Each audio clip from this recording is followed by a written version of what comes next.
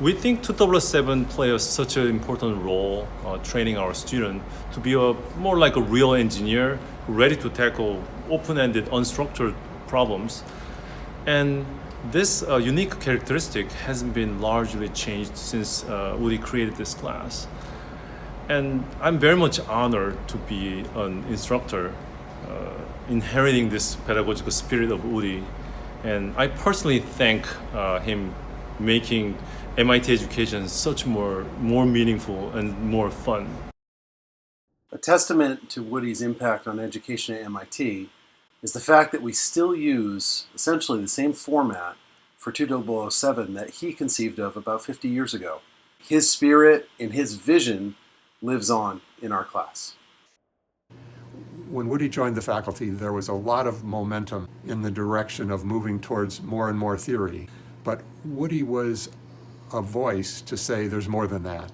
He said, synthesis has to be an important part of the process, not just doing it, but learning how to do it. Years ago, I was an undergrad at MIT, and I took the older version of 2007, and I really felt, for the first time, like a real engineer. Years later, with a postdoc at Caltech, and my job was actually to teach their version of 2007. And I loved it so much, just teaching it, that I thought maybe I could be a professor. Fast forward, I ended up being a professor at MIT. I was struck by how gracious and kind Woody was. He was also playful, had a sense of humor, and you could tell he was just laser focused on making sure students got hands-on lived experiences making and building things. Like many of his students, I stayed friends with Woody long after grad school. Another good piece of his advice was just about coping with the stress of wanting to do more than you can fit into one life. He said, make friends with the knot in your stomach. That knot now makes me think of Woody, and I share this wisdom with my freshman advisees as a good way to live at MIT. Woody has been a very central figure in my professional career, both as a professor and a teacher, but also as the vice president for open learning. It turns out that in the decades preceding both OpenCourseWare and the founding of the Office of Open Learning, Woody had written visionary papers anticipating pretty much everything we did. And when we founded the office, he was one of the first people we approached as an advisor. He is deeply missed, but his spirit remains. One of the things that really carries with me to this day about Woody is that he didn't just take advising as a 3 or 4 year gig.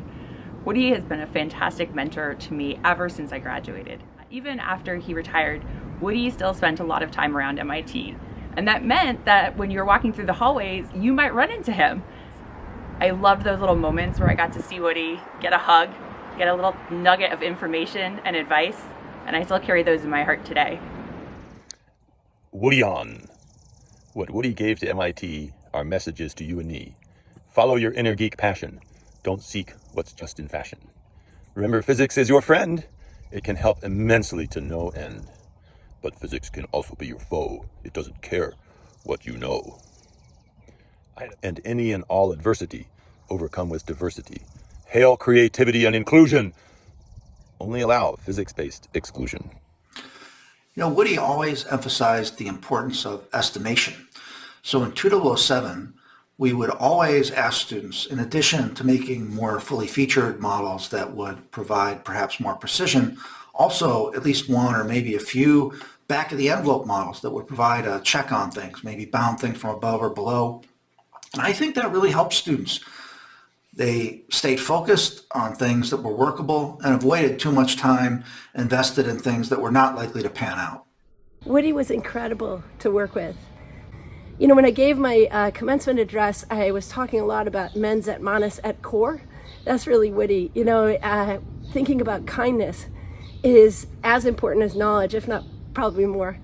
His whole concept of gracious professionalism and how we treat each other, how we include each other, the breadth of our interests and how we drive each other's passion. We miss him so much. Woody was a wonderful role model for so many of us. He made it clear that teaching was just about the most important profession a human being could aspire to. And it's because of that role model that I decided to become a professor. Woody lived and showed us that great teaching wasn't just about hard work.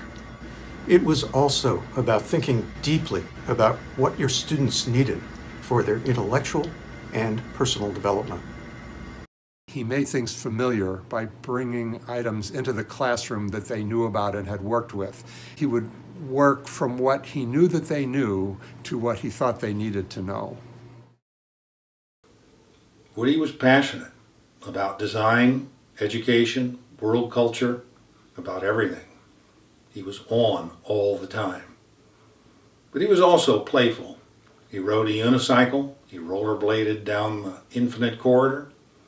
He was a force of nature. He transformed design education at MIT and beyond. Woodie's candle burned very brightly, and he made a difference. It was a privilege to have known him. I can truly thank Woodie for making the human that I am today. As a professor, he wasn't just about developing us as engineers, but he was about developing us as whole human beings.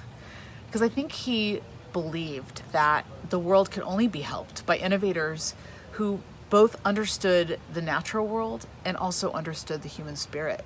Many years ago, I was coming back from Europe. The person on the plane beside me asked, "What do you do?" "I teach." "Where?" "MIT." "Really? Do you know Woodie Flowers?" Meet Jan. She's the little girl. And here is Jan, late in the fall of 2019, teaching in 2009. You knew Woodie Flowers? One can't leave a better legacy than a well-educated family. And Woodie, we are your family. Thank you, Woodie. We miss you.